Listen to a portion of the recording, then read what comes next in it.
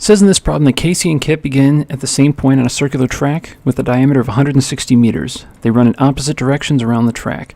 Casey runs at a speed of 190 meters per minute, and the two meet 1 minute and a half after they start. We want to determine Kit's speed in meters per minute. We want to express our answer as a decimal, rounded to the nearest tenth.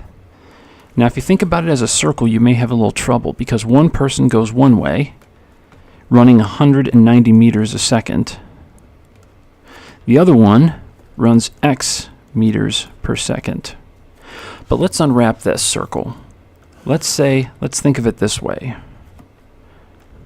One of them runs this way at 190 meters per second. The other one runs at x meters per second. Now in 1.5 minutes, they're going to meet. But we know that this distance is 160 pi meters, because that's the formula for circumference.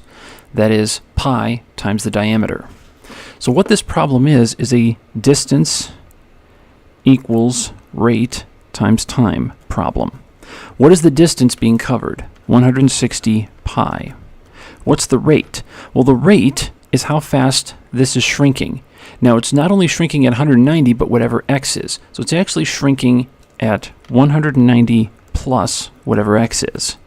And the time is 1.5. So, to solve this, we're going to take 160 pi and divide by 1.5. And that equals 190 plus x.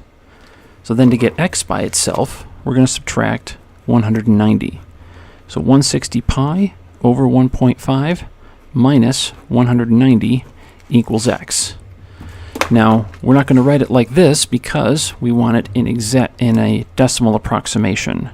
So we're going to take 160 pi and divide by 1.5 and subtract 190.